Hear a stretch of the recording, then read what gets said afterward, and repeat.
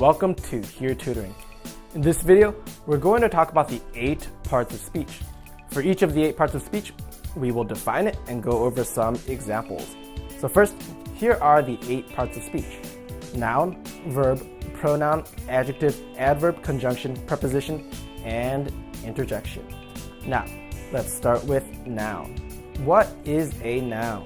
A noun is basically a person, place, thing, or idea. Here are some examples. A person might be a teacher, a boy, a girl, a mom, David, Jill, the president, etc. A place might be the United States, a school, a field, a bathroom, Australia, etc. A thing might be a pen, a car, the moon, a toilet, etc. And an idea might be liberty, or bravery, or happiness, or fear, etc. Next, what is a verb? A verb is a word that expresses either an action or a state of being. Here are some examples. An action might be run, kick, jump, fly, fall, swim, etc. And a verb that is a state of being includes words like is, am, was, were, and are. Action verbs are words that convey doing something, and a state of being verb is a word that conveys, well, just being. The reason why our first 2 parts of speech are nouns and verbs is because nouns and verbs are the foundation of sentences, as well as the foundation of the English language itself. All complete sentences must include at least some kind of noun and some kind of verb.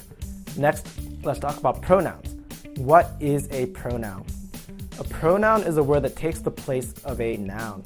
Here are some examples of pronouns: he, him, his, she, her, it, they, many, few, all, everyone, nobody, anybody, etc.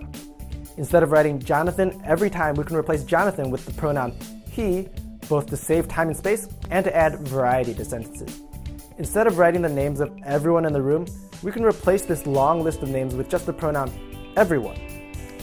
Next, let's move on to adjectives. What is an adjective?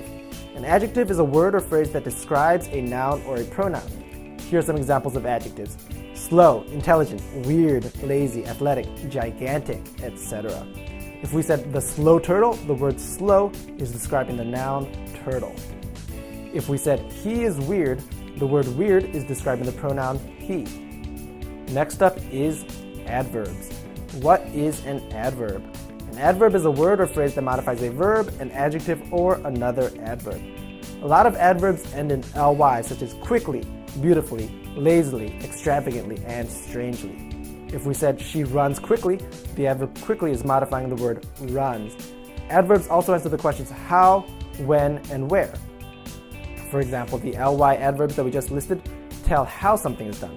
Quickly tells us how she is running. Examples of adverbs that answer the question when are words like now, yesterday, and then.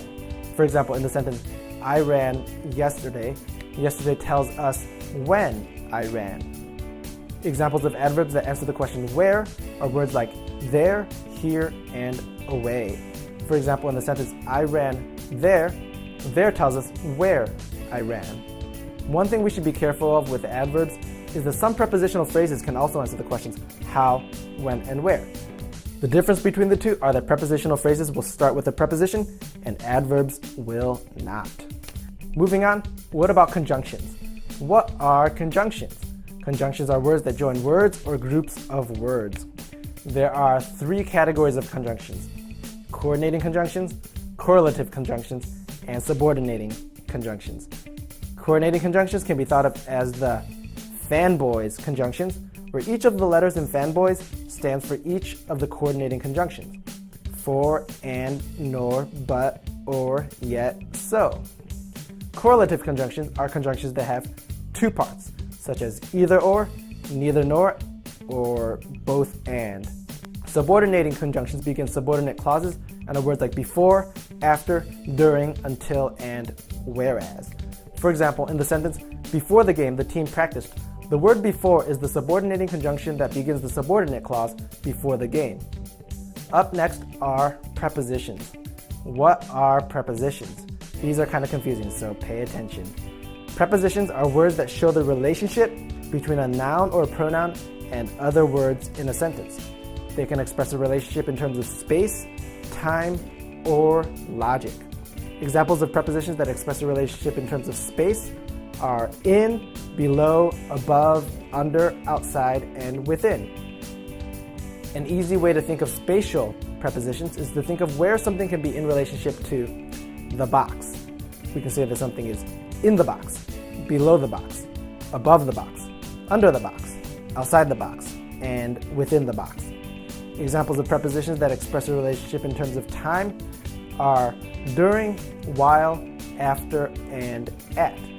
For example, in the sentence, I did my homework after I ate, the preposition after tells us when I did my homework.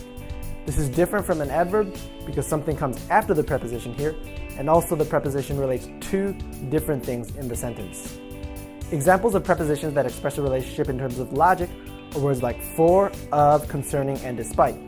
For example, in the sentence, I bought groceries for my mother, the preposition for tells us why I bought groceries.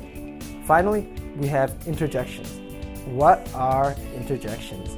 Interjections are words used to convey emotion through some kind of exclamation. Some examples of interjections are, oh, ouch, whoa, and blah. You can just insert these words anywhere in a sentence, and they'll convey some kind of abrupt emotion. So now you know the 8 parts of speech. I hope you found this video helpful. Thanks for watching, and make sure to like and subscribe to support and stay updated.